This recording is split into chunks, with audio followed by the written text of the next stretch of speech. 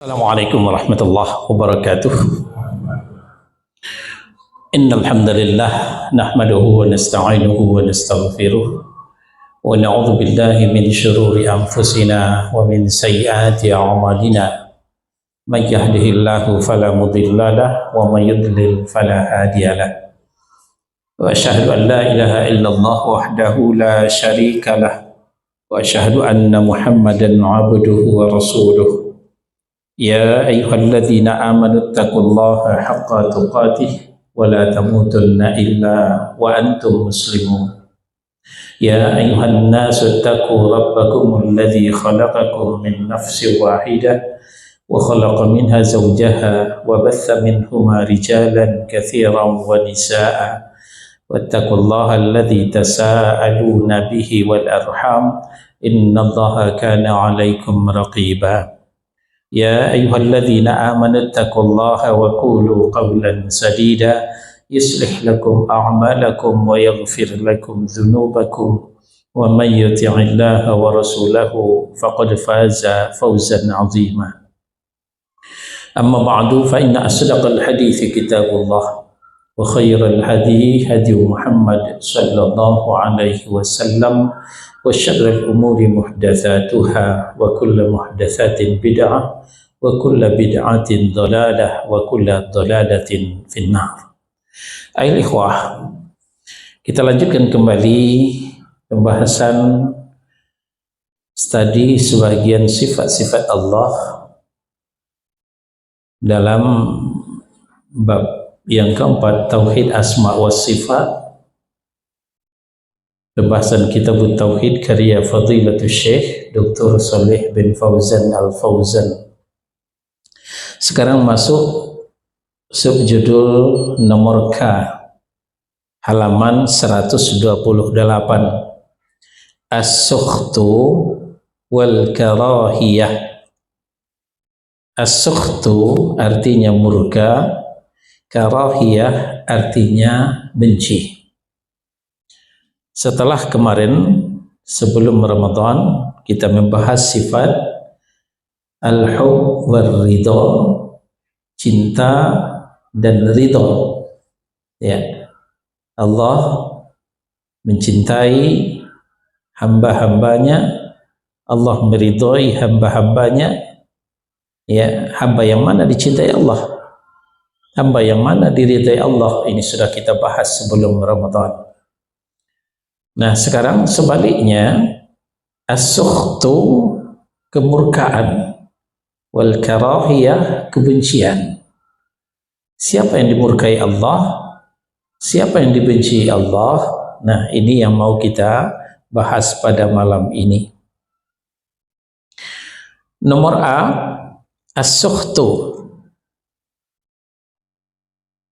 Penulis turunkan Al-Maidah surah yang kelima ayat 80. Al-Maidah surah yang kelima ayat 80.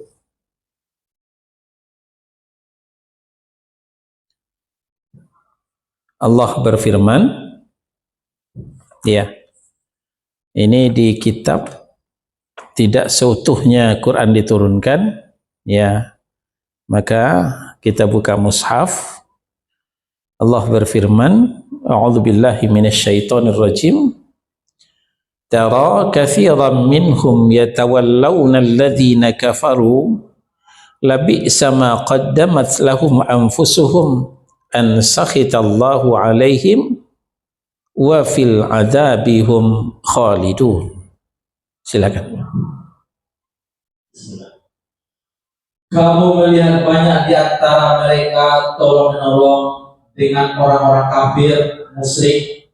Sungguh sangat buruk apa yang mereka lakukan untuk diri mereka sendiri, yaitu kemurkaan Allah, dan mereka akan kekal di dalam azab. Ya. Ayat ini menceritakan kelakuan orang-orang munafik. Kita tahu orang munafik itu dia telah bersyahadat, dia telah memproklamirkan dirinya masuk Islam, dia telah ikut sholat, malah di belakang Rasulullah dia sholat, nggak tanggung-tanggung. Tapi ternyata di balik itu dia bekerja sama dengan orang kafir. Dia bergandengan tangan dengan orang-orang kafir. Nah, ini yang diceritakan oleh Allah Subhanahu wa ta'ala. Nah, jadi diceritakan oleh Allah, tara katsiran minhum yatawallawna alladhina kafaru. Kamu lihat banyak di antara mereka tolong menolong dengan orang-orang kafir, orang-orang musyrik. Sementara dengan kaum muslimin dia kadang-kadang cuma bermulut manis. Ya. Kadang-kadang yang dilakukannya, tindak tanduknya, tingkah lakunya, gerakannya seringkali merugikan kaum muslimin. Jadi sebelum kita melihat fenomena ada yang ngaku muslim tapi menjaga gereja, ada yang ngaku muslim tapi mengawal Natalan, jauh sebelum itu ternyata ini telah dilakukan oleh orang-orang munafik. Dan ini diceritakan oleh Allah Subhanahu wa ta'ala. Ya. Kata Allah Subhanahu wa ta'ala, ya, seperti yang dikatakan ayat tadi. Apa kata Allah? Nah, tara katsiran minhum. Kau lihat kebanyakan mereka itu, kata Allah Subhanahu wa ta'ala, yatawallawna alladzina kafaru. Ya, enggak tanggung-tanggung. Mereka saling tolong menolong dengan orang-orang kafir, dengan orang-orang musyrik. Nah, itu seperti fenomena yang kita lihat. Ada yang bukan hanya menjaga Natalan, menjaga gereja, mijitin biksu. Nah, mijitin biksu kok rajin amat. Ini lebih daripada pencitraan. Apa namanya ini? Kok sampai begitu amat ngambil muka? Nah, jangan kita kaget, ya, bahwa ini sudah terjadi, bahwa ini sudah diceritakan oleh Allah di dalam Al-Quran. Nah, Allah melanjutkan ayatnya, labi sama qaddamat lahum anfusuhum an sakhitallahu alaihim fil adabihum khalidun. Sungguh sangat buruklah apa yang mereka lakukan itu untuk diri mereka sendiri. Nah, jadi yang mereka lakukan itu bukan merugikan kita, tidak, tapi merugikan diri mereka sendiri. Sangat buruk yang mereka lakukan itu, kata Allah Subhanahu wa ta'ala. Ya. Yaitu, nah ini pelajaran kita.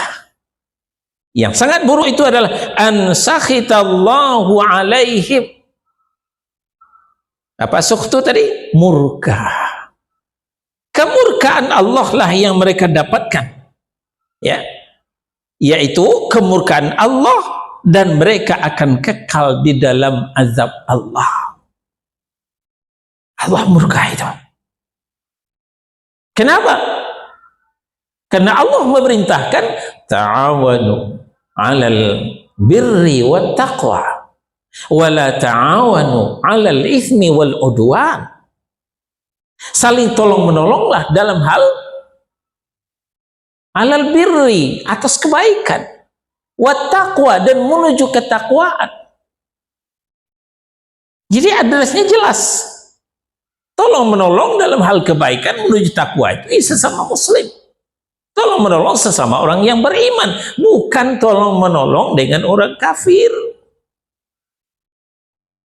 Kalau gitu Ustaz, kita dengan orang kafir nggak boleh tolong menolong? Boleh, tapi bukan dalam hal ibadah. Tolong menolong dalam hal duniawi boleh, ya. Dia masuk rumah sakit, dia nggak dapat mobil, kita punya mobil, keluarkan mobil kita dari garasi, hantarkan mereka ke rumah sakit, boleh. Tapi tidak harus kita mengawal mereka ibadah. Ini kebablasan namanya ini. Ya, bukan tolong menolong seperti itu. Nah, kalau sudah tolong menolong seperti ini, masuk kepada wala ta'awanu 'alal itsmi wal 'udwan. Jangan kalian saling tolong menolong dalam hal dosa dan permusuhan. Jadi menolong orang-orang beribadah dalam gereja itu dalam hal dosa. Menolong mereka ikut Natal bersama itu dalam hal dosa. Secara tidak langsung telah merestui bahwa memang Yesus itu anak Allah. Ya, karena gereja adalah tempat orang mengatakan Yesus adalah anak Allah. Ini yang sangat dimurkai oleh Allah Subhanahu wa ta'ala. Ini yang sangat dimurkai oleh Allah Subhanahu wa ta'ala terhadap orang yang mengatakan Allah itu punya anak. Nah, ini dalil daripada as-sukhtu, ya, yaitu murka. Nah, mungkin ini jarang kita dengar. Kita sering mendengar Allah itu Ar-Rahman, Allah itu Ar-Rahim, Allah itu Maha Pengasih, Allah itu Maha Penyayang. Allah Maha Pengasih, tidak pernah pilih kasih. Allah itu Maha Penyayang, sayangnya tiada terbilang. Ini sering kita dengar. Tapi Allah punya sifat sukhtu, murka, ini belum atau jarang mungkin kita dengar. Nah, ternyata Allah itu punya sifat as-sukhtu, murka. Siapa yang dia murkai adalah orang yang bermuka dua itu tadi, yaitu orang-orang munafiqin. Katanya sudah bersyahadat, katanya pengikut Rasul, tapi nyatanya di belakang dia masih bergandengan tangan dengan orang-orang kafir. Ini nomor A, ya. Ini bagian kecil daripada nomor K. Ya, nomor K as-sukhtu wal karahiyah. Nah, jadi kita bagi dua, nomor A as-sukhtu, ya, dan nomor B al-karahiyah. Sekarang kita masuk kepada al-karahiyah. Ya, kalau tadi as-sukhtu murka, al-karahiyah benci. Ini sudah lebih daripada murka ini kalau benci ini, ya. Kalau murka itu lambat laun masih bisa dimaafkan, tapi kalau sudah benci, nah, ya, sudah susah untuk kembali kepada disayang Allah Subhanahu wa ta'ala. Ini ada di At-Taubah surah yang ke-9 ayat 46. Dalam At-Taubah surah yang ke-9 ayat 46. Walau aradul khuruja la'addu lahu uddah walakin karihallahum bi'athahum fathabbatahum wa qila qa'udu ma'al qa'idin. Silakan. Dan jika mereka mau berangkat, niscaya mereka menyiapkan persiapan untuk keberangkatan itu, tetapi Allah tidak menyukai keberangkatan mereka, maka Dia melemahkan keinginan mereka dan dikatakan kepada mereka, tinggallah kamu bersama orang-orang yang tinggal itu. Ya, ayat ini masih menceritakan orang-orang munafiqin. Ya, kalau tadi belum ada diceritakan oleh Allah aksi untuk perang, Allah baru menceritakan karakter, mentalitas orang-orang munafik. Lalu setahun sudah perang Badar berlalu, perang yang dimenangkan oleh kaum muslimin dengan kemenangan yang gemilang. Tepat tanggal 17 Ramadan meletus perang Badar, kekuatan hanya 313 orang melawan 1000 orang. Bayangkan, 313 orang kaum muslimin mau melawan 1.000 orang kafir Quraisy. Itu pun di bulan Ramadan, di bulan puasa. Nah, maka tidak benar naumus shaim ibadah. Itu hadis palsu. Tidurnya orang puasa adalah ibadah. Puasa bukan untuk tidur-tiduran. Rasulullah perang, sahabat perang di bulan Ramadan, bukan tidur. Ya kalau ngantuk boleh tidur, bukan nggak boleh tidur. Tapi jangan katakan itu kata Nabi. Nabi tidak pernah mengatakan tidurnya orang puasa itu ibadah. Ya. Nah, lalu ditabuhlah genderang perang, berkecamuklah perang. Akhirnya apa yang terjadi? Kaum muslimin, peperangan dimenangkan oleh kaum muslim. Kaum muslimin meraih kemenangan yang gemilang. Kafir Quraisy menderita kekalahan yang memalukan dan memilukan. 70 orang kafir Quraisy bergelimpangan, tewas di pedang kaum muslim. 70 orang lainnya diseret ke Madinah sebagai tawanan. Selebihnya lari tunggang langgang kembali ke Makkah, takut melihat kaum muslimin. Ini yang terjadi.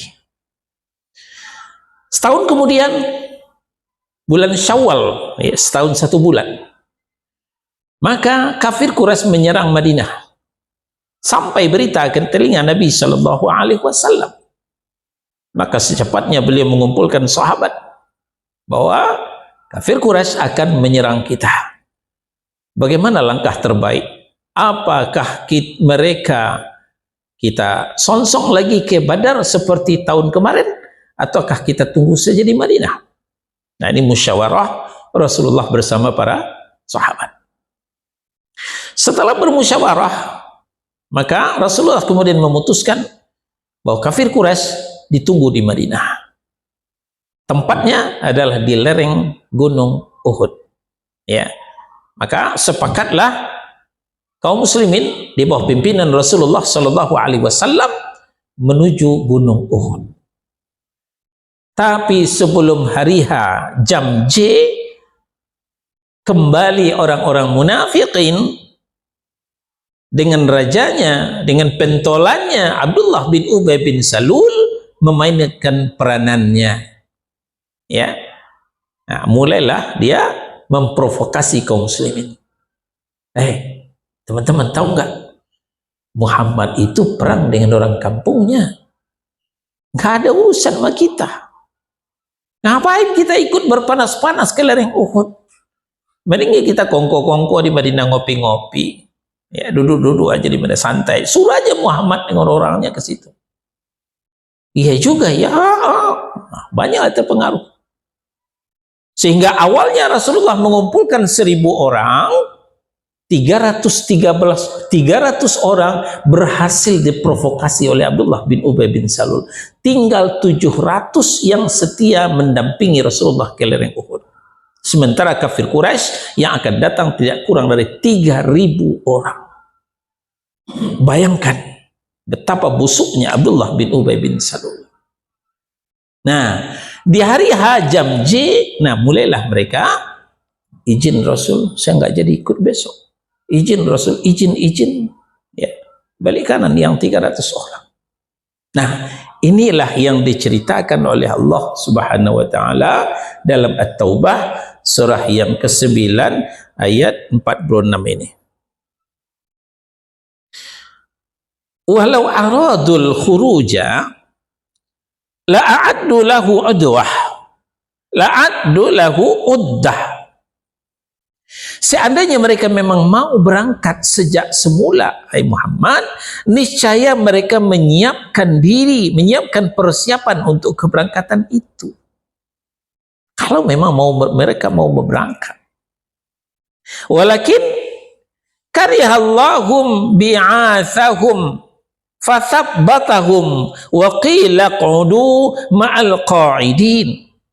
Akan tetapi mereka memang enggan, dan oleh sebab itu Allah tidak menyukai keberangkatan mereka. Nah, ini pelajaran kita. Karahiyah, membenci. Allah tidak suka mereka berangkat. Kenapa? Mereka berangkat dengan setengah hati, bukan dengan sepenuh hati. Ya, kita lihat dari jauh aja gimana Muhammad itu. Nanti kalau mau menang rasanya, nah udah kita ikut gabung sana. Kalau mau kalah rasanya kita kabur duluan. Nah, ini orang-orang munafik yang berjuang dengan setengah hati. Jadi Allah bocorkan, ya, apa isi otak daripada orang-orang munafikin itu melalui At-Taubah ayat 46 ini. Kalaulah mereka mau berangkat sejak semula, niscaya mereka menyiapkan persiapan yang matang. Persiapan yang matang. Tetapi karena mereka itu hanya dengan setengah hati, ya, sebenarnya hati mereka itu enggan. Oleh sebab itu Allah tidak suka orang seperti itu. Ya. Jangan sampai ini menjadi bumerang. Ya.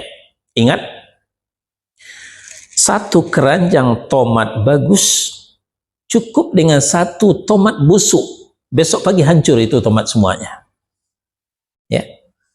Satu keranjang tomat yang bagus cukup dengan satu tomat yang busuk, maka besok pagi akan busuk itu tomat semuanya. Begitu cepatnya kebusukan itu menular. Ini yang tidak diinginkan oleh Allah. Ya. Jadi kalau boleh kita perumpamakan, orang-orang munafik itu tomat yang busuk. Mereka akan menular ke sana dan kemari, menularkan syubhat mereka. Ya. Katakan oleh para ulama, syubhat yang menyambar-nyambar. Nah, ini nanti kaum muslimin yang memang lemah imannya akan ikut terpengaruh. Ini yang tidak diinginkan oleh Allah Subhanahu wa taala, maka Allah tidak suka mereka itu berangkat. Nah, itulah Allah melemahkan hati mereka. Akhirnya apa yang terjadi? 300 orang diantaranya izin. Tidak berangkat. Tinggal 700 orang yang setia mendampingi Rasulullah Sallallahu Alaihi Wasallam ke Uhud, ya, ke Uhud, ya, untuk menyambut, ya, balas dendamnya orang-orang kafir Quraisy. Insya Allah pada kesempatan lain akan kita sampaikan pula bagaimana sejarah perang Uhud itu nanti insya Allah. Nah, pelajaran kita itu tadi. Ya, itu sifat Allah yang kedua di nomor K ini adalah karahiyah, yaitu benci. Nah, ada dua faedah yang bisa kita petik dalam pelajaran pada malam ini. Pertama, Allah punya sifat, ya, as-sukhtu wal karahiyah, murka dan benci. Yang kedua, faedah yang kedua, orang yang dimurkai Allah adalah orang yang saling tolong-menolong dengan orang kafir, sementara dengan kaum muslimin dia bermusuhan. Ya, ini kebalikan daripada apa yang dikatakan Allah dalam surah Al-Fat. Surah Al-Fat ayat 29, ya. Muhammadur Rasulullah walladzina ma'ahu asyidda'u 'alal kuffar ruhama'u bainahum. Ya. Al-Fat surah 48 ayat 29, ayat terakhir. Muhammad itu benar utusan Allah. Walladzina ma'ahu, orang-orang yang bersamanya, keluarganya, sahabatnya, umatnya, asyidda'u 'alal kuffar, keras kepada orang kafir, ruhama'u bainahum, berkasih sayang sesama mereka. Tapi apa fenomena yang kita lihat? Dengan kaum muslimin mereka bermusuhan. Saudaranya kaum muslimin ngaji dibubarkan. Yang ngaji itu saudaranya kaum muslimin, tapi dibubarkan dengan dalih kajiannya keras, ngadu domba. Ya. Padahal setelah diteliti jauh panggang daripada api, tidak ada adu domba itu. Ya. Sementara itu dengan orang kafir dia bergandengan tangan. Ya.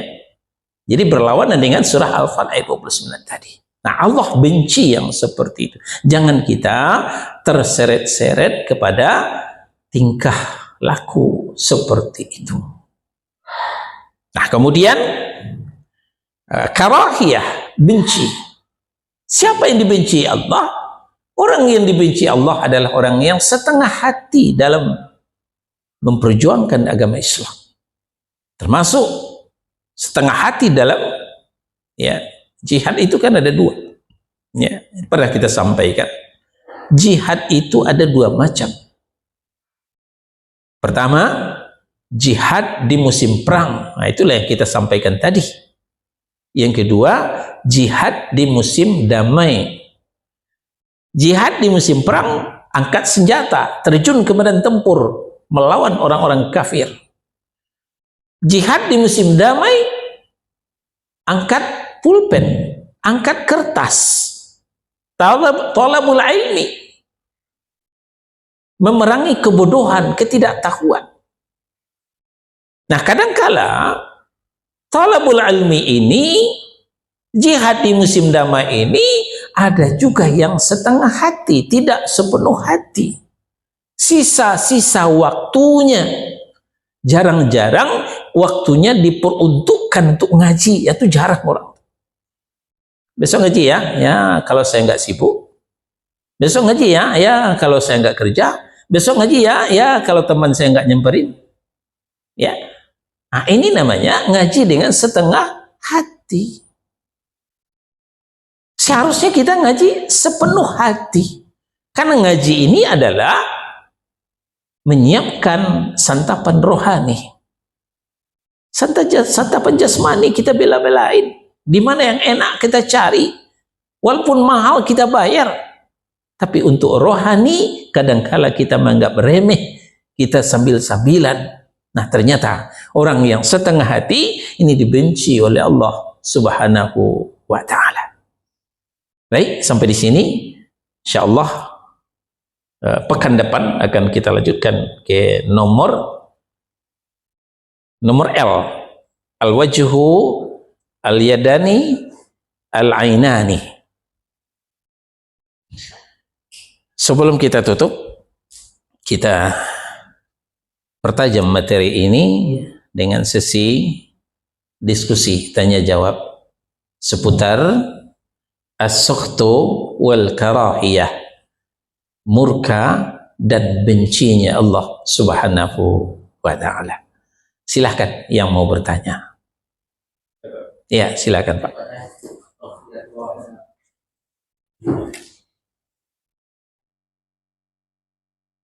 Bismillahirrahmanirrahim. Waalaikumsalam warahmatullahi wabarakatuh. Yang pertama,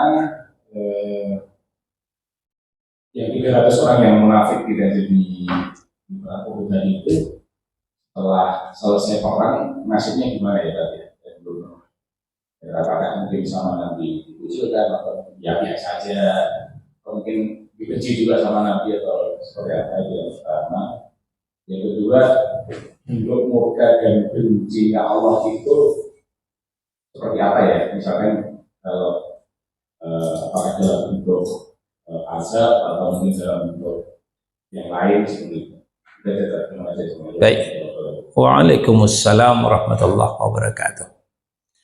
Sejarah mencatat yang 300 orang yang balik kanan itu komandannya yang diceritakan. Yang anggotanya ya ada yang kembali, ya ada yang tidak. Nah, yang diceritakan jelas itu oleh ayat, bertubi-tubi ayat menceritakan tentang Abdullah bin Ubay bin Salul itu, sampai-sampai jenazahnya dilarang oleh Allah untuk mensolatkan. Ya, dosanya tidak diampuni. Itu bisa kita lihat dalam At-Taubah surah 9 ayat 80. Istaghfir lahum aw la tastaghfir lahum. In tastaghfir lahum 70 marrah falan yaghfirallahu lahum. Dzalika bi annahum kafaru billahi wa rasulih. Ya. Ketemu enggak? At-Taubah ayat 80.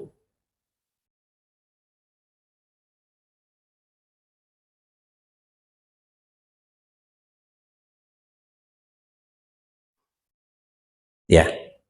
Sama saja engkau Muhammad memohonkan ampunan bagi mereka atau tidak memohonkan ampunan bagi mereka.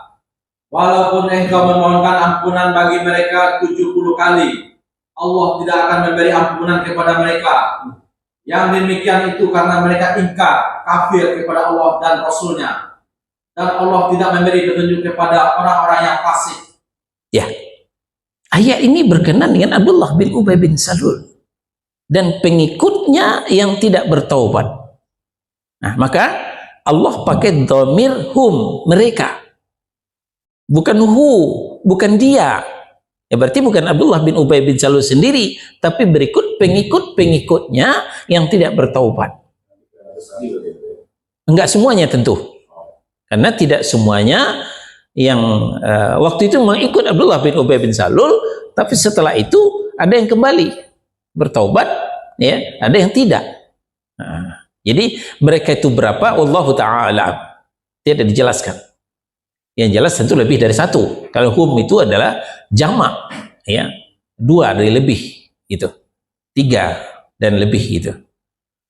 Nah, jadi Allah melarang, ya, memintakan ampun. Kalaupun kau mintakan ampun sampai 70 kali, fala yaghfirallahu lahum, Allah tidak akan ampuni dosanya, kata Allah Subhanahu wa taala.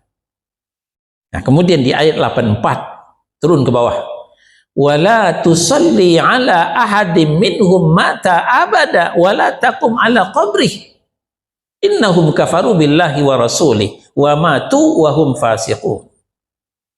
Dan janganlah engkau Muhammad melaksanakan sholat untuk seseorang yang mati di antara mereka orang-orang munafik selama-lamanya, dan janganlah engkau berdiri mendoakan di atas kuburnya. Sesungguhnya mereka ingkar kepada Allah dan Rasulnya, dan mereka mati dalam keadaan fasik. Nah, itu dia. Ayat ini ketika Abdullah bin Ubay bin Salul datang merengek-rengek kepada Nabi. Ya. Abdullah bin Ubay bin Salul gembong munafikin. Anaknya juga Abdullah namanya. Ini sahabat Nabi, orang dekat Nabi. Jadi Abdullah bin Abdullah. Orang Arab ini kayak nggak ada nama lain. Bapaknya Abdullah, anaknya Abdullah juga. Ya. Abdullah bin Ubay bin Salul datang kepada Nabi. Ya Rasulullah, ada apa? Ayahanda meninggal. Siapa? Abdullah bin Ubay bin Salul. Oh iya, innalillahi wa inna ilaihi raji'un. Gini ya Rasul, gimana? Minta kesediaan engkau untuk memberikan gamismu untuk kain kafan orang tua saya. Oh gitu ya? Iya. Nah nih, bawa pulang. Nah ini menunjukkan walaupun Allah benci, Rasulullah nggak benci. Rasulullah nggak benci walaupun kepada musuh bebuyutan. Hanya Allah yang benci. Allah tetap, Rasul tetap menunjukkan rasa kasih sayangnya. Disumbangkan gamisnya. Satu lagi ya Rasul, apalagi mohon kesediakan engkau untuk mensolatkan jenazah orang tua saya. Oh gitu ya? Iya, siap, saya berangkat, kata Nabi. Nabi berangkat. Melihat itu Umar pegang gamis Rasulullah. Ya Rasulullah, apakah engkau lupa Abdullah bin Ubay bin Salul musuh bebuyutan, menggunting dalam lipatan, menohok teman seiring? Kan Allah sudah ngomong, istaghfir lahum aw la tastaghfir lahum. Kau mintakan ampun, kau tidak mintakan ampun, podo wae sami mawon. In tastaghfir lahum 70 marrah fala yaghfirullahu lahum. Walaupun kau mintakan ampun sampai 70 kali, Allah tidak akan ampuni dosanya. Kan sudah Allah ngomong begitu ya Rasul, kata Umar kepada Rasulullah. Apa jawab Nabi?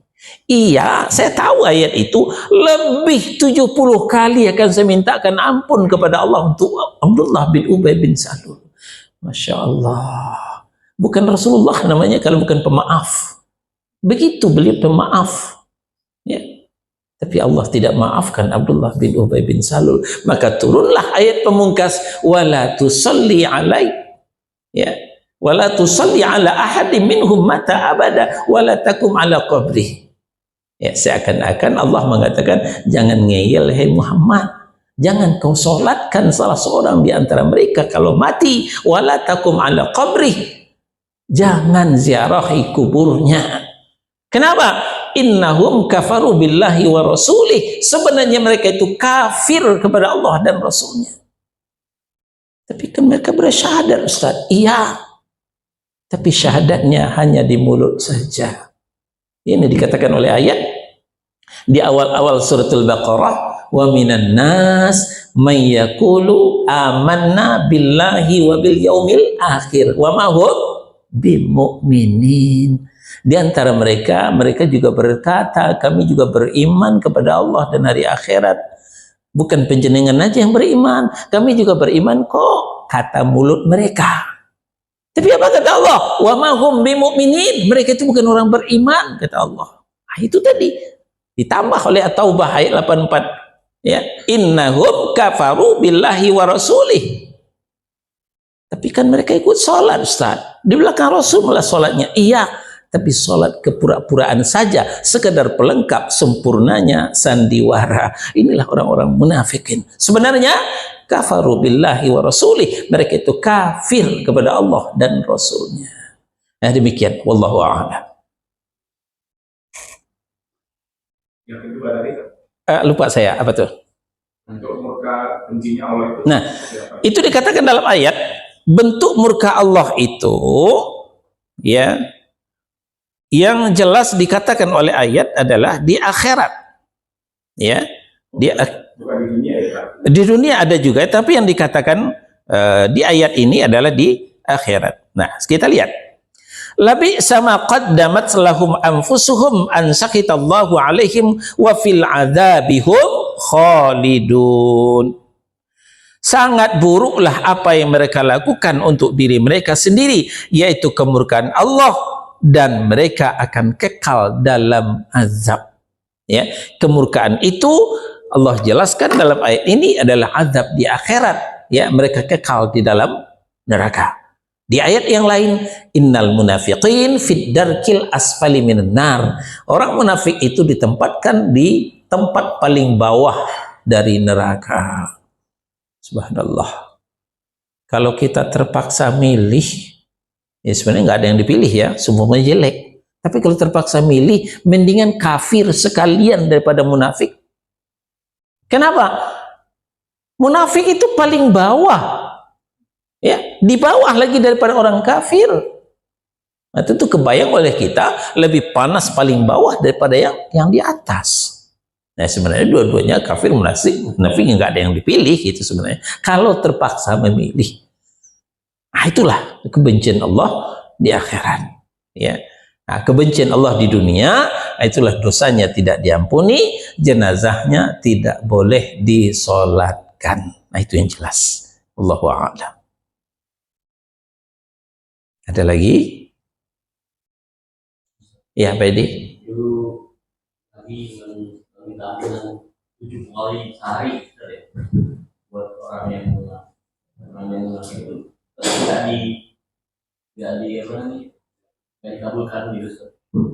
Itu belum terjadi. Itu tekad Rasulullah.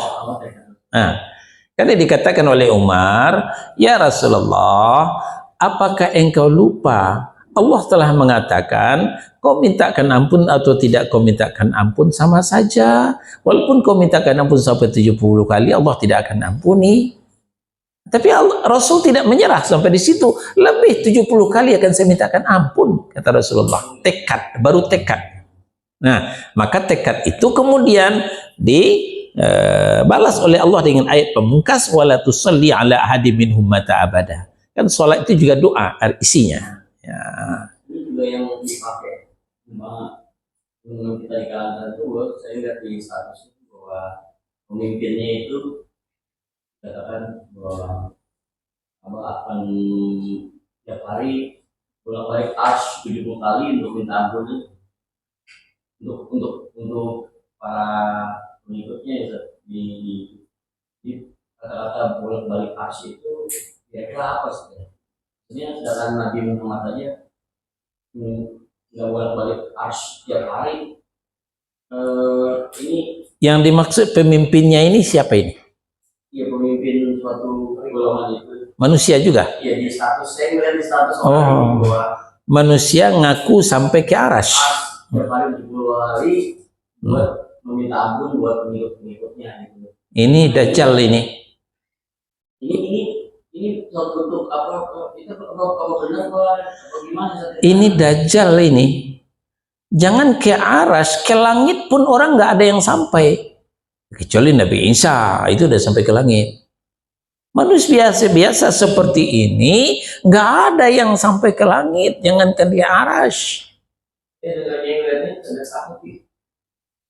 Yang ngibul kayak gini juga banyak, Pak Edi. Nah, kemarin juga dia berteleponan dengan Allah katanya, ya. Maka Allah mengatakan 1 Syawalnya hari Jumat, ya. Kemarin tuh ya, kita kan dari Rabu 1 Syawal ya, di hari Jumat dah sholat Id dia langsung telepon dengan Allah. Ini kan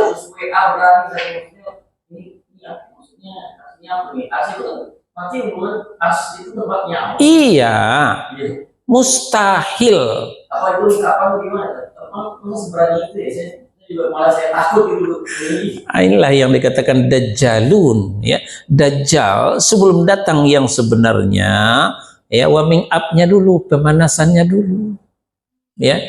Pengantar dajjal udah banyak sekarang. Kalau ada ungkapan lain ars itu maksudnya apa gitu, secara hakikat atau secara Dajjal. Aras itu satu tempat istiwanya Allah.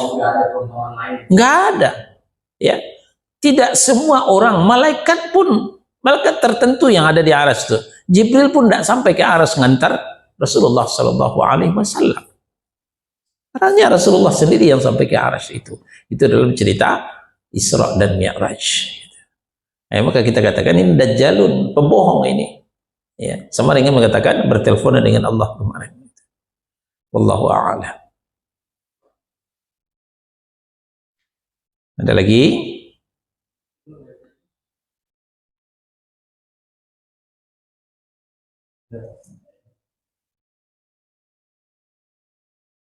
Ya. Kalau tidak ada, kita akhiri. Subhanakallah. Dari bawah ada PD coba.